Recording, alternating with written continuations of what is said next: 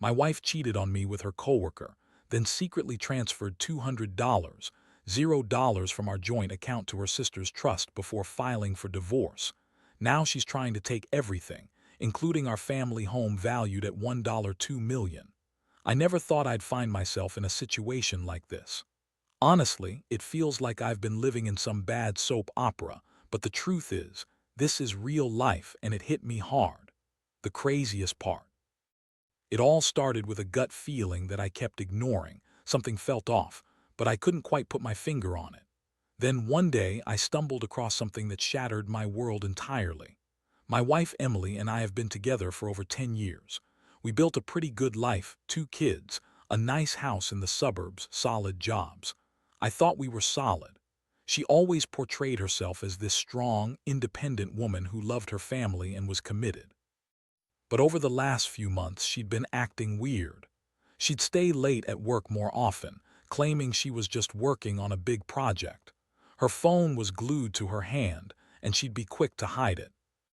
If I got close, little things, small red flags, but I kept telling myself I was paranoid. Then came the night I decided to check her phone. I don't usually do that, but she'd been acting so secretive, and I couldn't shake the feeling that she was hiding something. I waited until she fell asleep, then quietly unlocked her phone. What I saw made my stomach drop. There were messages, flirty, suggestive texts with someone named Jake. They weren't just friendly exchanges, they were filled with innuendos and plans to meet up. I saw her talking about how she needed a break, how Jake made her feel alive again, and even references to us being over if I found out. That was the first shock. I sat there, stunned, staring at the screen. My mind reeled. How could she do this? After everything we've been through, after all the years I've supported her, I felt betrayed on every level. I knew I had to confront her, but I also knew I needed proof. So I kept digging. Over the next few days, I started noticing more. Her phone was always either in her purse or on. Silent even when she was in the house. She'd leave her laptop open in the morning, quickly closing it when I came near. Money started to bother me too. I saw some strange transfers from our joint account, small amounts initially, but then a sudden massive withdrawal of $200, $0. I couldn't believe my eyes. I checked the bank statements again and again. That kind of money, gone, just like that. I knew she was up to something, but I didn't have the full picture yet. One night I found her suitcase packed and ready to go. She told me she was visiting her sister, Lisa, for the weekend. But I couldn't shake the feeling that something was off. That's when I decided to do a little digging into her financials. I hired a private investigator, and what I uncovered next made me sick. Not only was she cheating with Jake, but she'd also transferred a huge chunk of our savings, $200, into her sister's trust account. She claimed she was helping Lisa out, but I knew better. Lisa's trust was set up specifically to hide money. When I confronted her about the affair, Emily's reaction was classic. She played the victim, said I was overreacting, that it was just sex, and that I was paranoid. She told me Jake was just a coworker, that she was stressed, and that I was reading too much into her actions. She even had the nerve to say I was being insecure and controlling. But I could see the lies in her eyes. Every word she spat out sounded rehearsed, like she'd practiced her story. The betrayal hit me deep. It wasn't just about the affair. It was the lies, the deception, the way she'd orchestrated this entire scheme behind my back. The money she stole, the emotional affair, the secret trips, she'd broken every vow we made. I felt like I'd been hit by a freight train. I kept asking myself how I missed all the signs, how I let myself trust her so blindly. The shock was overwhelming and I was furious. But more than anything, I was hurt. Hurt that the woman I loved could do this to me, to our family. That's when I started thinking about what to do next. I knew I couldn't let her get away with this. I had to protect what was mine, our home, our kids, everything we built. I started planning my next moves carefully, knowing I had to be smart. I couldn't just lash out, I needed a plan. But inside, I was boiling with rage. How dare she betray me like this? How could she lie so effortlessly? I knew this was only the beginning, but I also knew I'd fight to the bitter end to get justice. After I confronted her that night, everything changed. Emily, of course, denied everything. said I was imagining things, that Jake was just a coworker she occasionally grabbed coffee with, nothing more. She looked me straight in the eyes and told me I was crazy for even thinking she'd cheat on me. Her tone was bitchy, dismissive, like I was some paranoid idiot. She insisted she loved me, that she'd never do anything to hurt our family, but her words felt hollow. I knew better. I had the evidence, and I wasn't about to let her spin her way out of this. I remember sitting there, stunned, trying to process what she was saying. I felt a mixture of anger, sadness, and betrayal that was almost unbearable. She was lying so blatantly, trying to paint herself as the victim, like I was the problem. Meanwhile, I had all these receipts, texts, bank transfers, the private investigator's report that told a different story. It was clear she had been planning this for a while, maybe even before she started the affair. That $200 $0 transfer, that was the final straw. She drained our savings, our security, our future. Over the next few days, I couldn't sleep. I kept replaying everything in my head, her lies, her excuses, how she manipulated the situation. I'd always been the trusting type, but now I realized she'd been deceiving me for months. I started to see her for who she really was, a manipulative, selfish woman willing to destroy everything we had for her own pleasure. It was a brutal wake-up call. I decided I needed to get legal advice. I contacted a divorce attorney, and that's when I learned about her plan to take everything, our house, the savings, the investments. She was already talking about how she wanted the house, which is worth around $1.2 million. She made it clear she was planning to fight for it all, saying she deserved her fair share, even though she'd been lying, cheating, and stealing from us. She even had the audacity to claim that I was the one causing all the problems, that I was controlling and insecure. That was a lie, but it worked on some people. Not me. I felt humiliated, furious, and betrayed all at once. How could she think she could just walk away with everything after what she did? I started to realize she'd been planning her escape for a while, maybe even before she started the affair.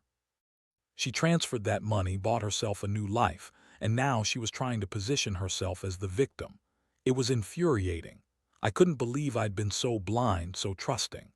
The worst part was seeing how easily she lied, how she spun her stories to everyone around her. She told her friends she was just stressed, that I was overreacting, and that she was doing her best to keep the family together. Meanwhile, behind my back, she was sneaking around, having sex with Jake, transferring money, and plotting her escape. It was like living with a complete stranger, someone I didn't recognize anymore. I started to gather all the evidence I could: bank statements, her phone records, the private investigator's report. I wanted to be ready for whatever legal battle was coming. I knew she'd do everything she could to take what she thought she deserved, but I wasn't going down without a fight. This wasn't just about money. It was about dignity, respect, and protecting my kids from her lies. I couldn't let her take everything: our home, our stability, our future. In the meantime, I kept my emotions in check around the kids, trying not to let her chaos affect them. They're too young to understand the full extent of what's happening, but I could see the confusion in their eyes when she'd leave suddenly or act cold. I promised myself I'd do whatever it took to shield them from the worst of this mess. I knew I needed to stay strong for them, even if inside I felt like falling apart. As I prepared for the legal fight, I realized I had to confront the reality that our marriage was over. Emily had already checked out emotionally. If she ever really cared, she wouldn't have done all this behind my back. I'd loved her once, but now I saw her for what she was: a selfish, manipulative woman who'd thrown everything away for some meaningless sex and greed. I was hurt, but I also felt a strange sense of clarity. I knew that I'd rebuild from this, even if it meant starting over completely. I wasn't going to let her win. Not like this. Every day since then has been a roller coaster. Some moments I feel numb, other times I'm furious. But I keep telling myself that I have to be smart, strategic. I can't let her manipulate the situation or spin some story that makes her seem innocent. I've got the proof, and I'm ready to fight for what's mine. For now, I just focus on keeping my head clear, protecting my kids, and preparing for the storm ahead. The days that followed were a blur of legal consultations, gathering evidence, and trying to stay composed. I couldn't believe how fast everything was unraveling. Emily, meanwhile, played the perfect victim, acting innocent around her friends, crying fake tears, and insisting she was doing her best to keep the family together. She even had the nerve to call me controlling and paranoid, as if her secret life and stolen money were just innocent mistakes. I looked at her and realized how much she'd lied. She told everyone she loved me, that she was committed, but her actions proved otherwise. She'd been planning her escape for months, maybe longer. The transfer of that $200, $0 from our joint account to her sister Lisa's trust was the biggest slap in the face. I mean, who does that?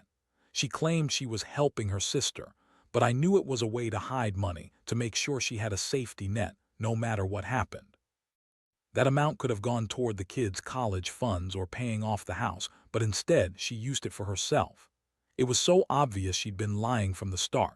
She was always bitchy, dismissive, and quick to blame me for everything. When I'd bring up her secretive texts or the suspicious transfers, she'd flip the script and call me insecure or jealous. She'd say I was paranoid for even questioning her, and that I was ruining what little trust we had left. But I had the proof. I knew she'd been manipulating me, and I wasn't about to let her get away with it. That's when I decided to get a lawyer involved.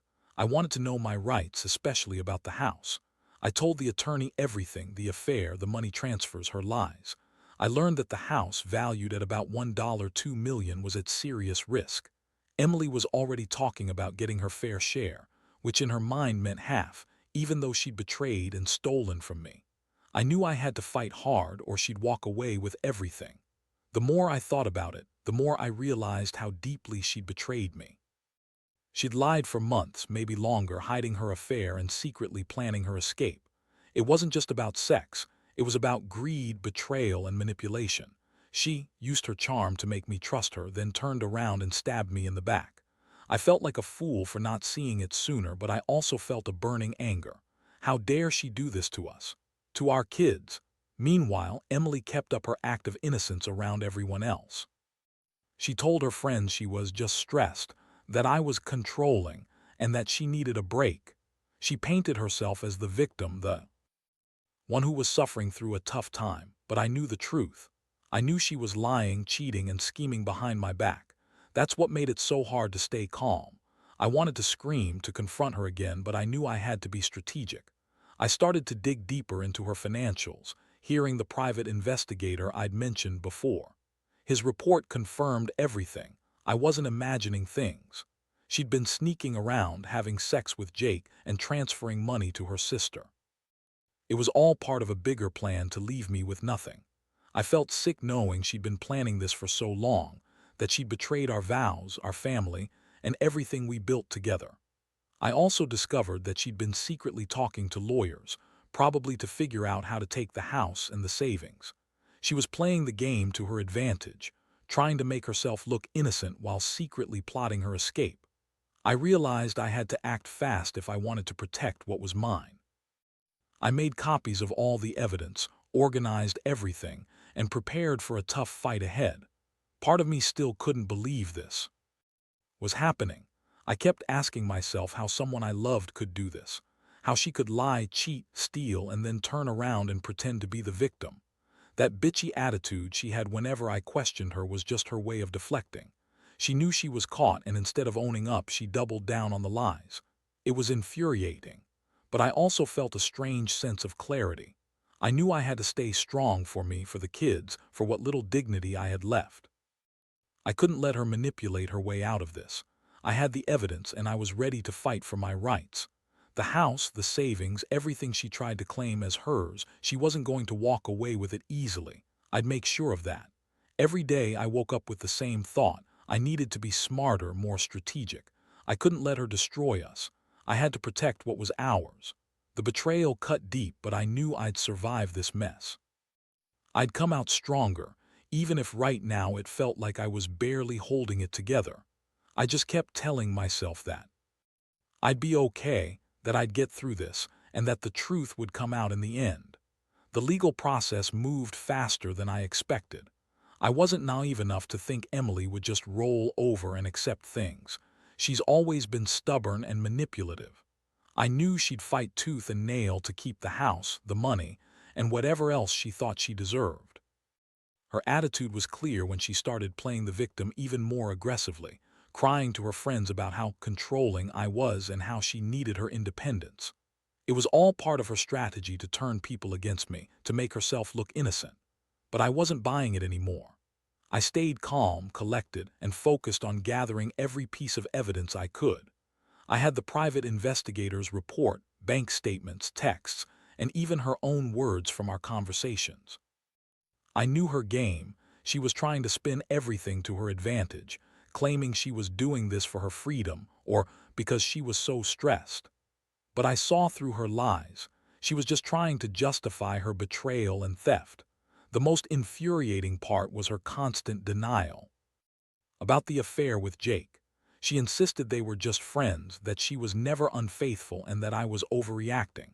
Her tone was bitchy and dismissive, like I was some jealous fool for questioning her. I knew better. I had the proof. The texts, the secret meetings, the late-night phone calls, all of it painted a different picture.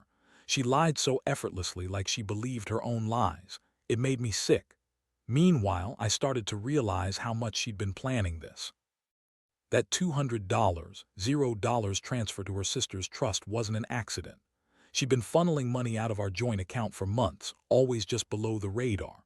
I found out she'd been talking to lawyers, preparing to fight for the house and trying to hide her assets. She even had a backup plan. If she lost the house, she'd try to get a settlement from the divorce, claiming she deserved her fair share, even though she'd been lying, cheating, and stealing. The house itself was the biggest prize.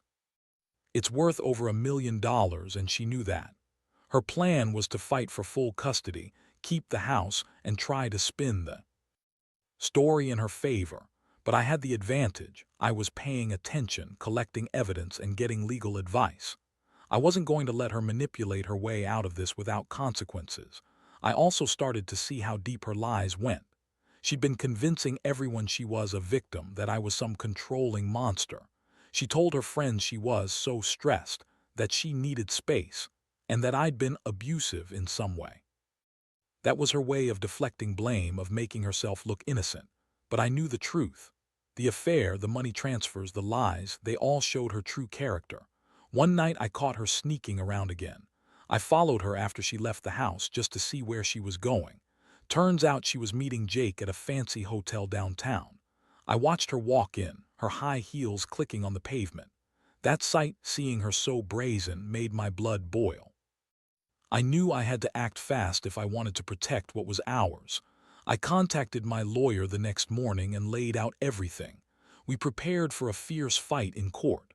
I was ready to push for full custody of the kids and to argue that Emily shouldn't get half of everything, especially not the house, given her betrayal. I also planned to request an accounting of all her financial dealings, including the transfer of the $200, $0. She'd been trying to hide her assets, but I had enough proof now to show her true intentions. It was a tough process. Every day was a new battle. She'd call me names, accuse me of controlling behavior, and try to turn the narrative around. Her bitchy attitude was relentless, but I refused to let her manipulate me anymore. I stayed focused, kept my emotions in check, and made sure I had all the evidence to back up my claims. Deep down, I knew this was only the beginning. Emily wasn't going to give up easily, and I couldn't either. I had to be prepared for her to fight dirty, to use every trick in the book. But I was determined. I wasn't going to let her steal our home, our savings, or our future. She might think she's clever, but I had the truth on my side. And in the end, I knew that would matter most. I just had to hold on, stay strong, and keep fighting for what's rightfully mine. The court date finally arrived after what felt like an eternity. I was nervous but prepared. All the evidence I'd gathered, bank statements, her texts, the private investigator's report, were laid out clearly. I knew Emily was going to try her best to spin her story, but I also knew her game. She had that bitchy, manipulative attitude, acting innocent and victimized, but I wasn't buying it anymore. I was determined to fight for my rights, for our home, and for the future I thought we had. She showed up in a designer dress, makeup done to perfection, acting like she was the innocent victim in all this. Her bitchy tone was on full display as she tried to belittle me, claiming I was controlling and accusing her unfairly. She kept insisting she loved me, that her affair with Jake was just a mistake, a lapse because she was so stressed. Yeah, right. I could see through her lies a mile away. She was trying to make herself look better, but her words rang hollow. When the judge asked about the money transfer, I presented the evidence showing her transfer of $200, $0 into her sister Lisa's trust account. I explained how she'd been secretly funneling our savings, planning her escape, all while pretending to be the loving wife. Her face went pale for a second, then she quickly masked it with that bitchy smirk she always wore when she was trying to manipulate someone. She denied everything, said it was a loan, or that it was helping Lisa get on her feet. But I had the proof that she was lying, and the judge saw it. The custody battle was just as fierce. Emily tried to paint herself as a caring mother, but her actions told a different story. She'd been sneaking around, having sex with Jake, and planning her departure. The judge saw through her facade. I emphasized how her betrayal had shattered our trust, how her lies and manipulations made her unfit to be the primary caregiver. I told the court about her financial schemes, about how she'd stolen from us, and how she'd been lying to everyone, including her friends and family. Throughout the hearing, Emily kept up her act, throwing tantrums, crying fake tears, and trying to make herself look innocent. Her bitchy attitude was on full display, especially when she accused me of controlling her or not trusting her. I had to bite my tongue sometimes not to lash out at her, but I knew I had to stay professional. The judge was listening, and I could tell she was skeptical of Emily's story. When it came to the house, I argued that it was our family home, built on years of love and hard work. I explained how Emily's betrayal had broken that trust, and I asked for sole custody and the right to keep the house. I wanted to protect our kids from her manipulations and lies. The judge listened carefully, and I saw her take notes, her expression serious. In the end, I felt a mixture of relief and exhaustion. I knew the fight wasn't over, but I'd done everything I could. Emily's attempt to claim the house and the savings was met with resistance. The judge ordered a forensic account of the finances and set a date for the next hearing. I left the courtroom feeling drained but victorious, at least for now. That night, I sat alone in my house, staring at the empty space where Emily used to be. I felt a mix of anger, sadness, and relief. The betrayal had been brutal, but I was starting to see a way forward. I realized I'd been so focused on protecting what was mine that I'd forgotten how much this whole thing had changed me. I was stronger than I thought, more determined to rebuild my life and keep my family safe. I knew Emily wasn't done fighting, and I wasn't naive enough to think she'd just accept defeat. But I also knew I had the truth on my side. I had the evidence, and I had the support of my lawyer. I was ready to keep fighting to protect what mattered most: my kids, my home, and my dignity. This was only the beginning of a long battle, but I was prepared. I'd come this far, and I wasn't going to let her take everything from me without a fight. In the weeks that followed, the legal battle dragged on, but I felt a strange sense of clarity settling in. Emily's attempts to manipulate the situation continued, but I was prepared for her moves. I kept my focus on the facts, on the evidence that proved her lies and betrayal. Every time she tried to spin some new story or play the victim, I countered with what I knew was the truth. It wasn't easy. Her bitchy attitude, her constant accusations, her manipulative tactics, they all tested my patience. But I knew I had to stay strong, for myself and for my kids. One evening, I sat down with the lawyer and we finalized our strategy. The judge had already ordered a forensic audit of our finances, and I was confident that the truth about her transfers, her affair, and her lies would come out. I'd also made arrangements to secure the house, an asset I knew she'd try to claim outright. I wasn't going to let her get away with stealing our home, our savings, or our future. I'd fought hard for everything I had, and I was ready to see it through. Emily's behavior only grew more bitter. She'd lash out at me, call me controlling and paranoid, but I'd learned to ignore her bitchy attitude. It was just her way of deflecting blame, of trying to make herself look innocent. But her lies kept unraveling. The texts, the bank statements, the private investigators' reports, all of it painted a clear picture. She'd been planning this for a long time, and now she was desperately trying to hold onto what she thought was hers. The court hearings finally wrapped up, and the judge made her ruling. It wasn't exactly what Emily wanted, but it was fair given the evidence. She was ordered to pay back the stolen money, and the house was awarded to me with clear stipulations that she had no claim to it. She was also granted limited visitation with the kids, but under strict conditions, nothing that would let her manipulate or lie her way into their lives again. I felt a weight lift off my shoulders, knowing I'd protected what was most important. Looking back, I realize how much I've learned through this ordeal. Trust is fragile and betrayal cuts deep. But I also learned that you have to be prepared to fight for what's yours. I've become more cautious, more aware of the signs I missed. I also learned that you can't change people. Sometimes, you just have to accept that they're who they are and move on. Emily's betrayal was a wake-up call, but it's also made me stronger. I see now that I don't need someone who manipulates and lies to be happy. My kids are adjusting to the new normal. They're still young, but I do my best to shield them from the chaos. I've told them that sometimes grown-ups make mistakes, but what matters is how we move forward.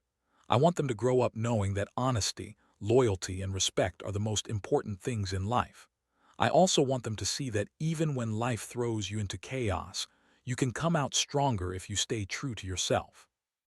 As for me, I'm rebuilding.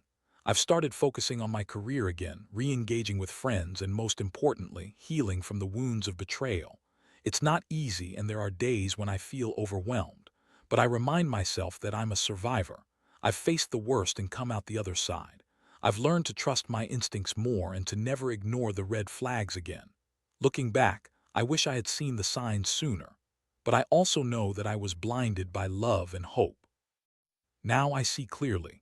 I know what I deserve, and I won't settle for anything less. Betrayal hurts, but it also teaches you who you really are. I've discovered my strength, and I won't let anyone take that away from me.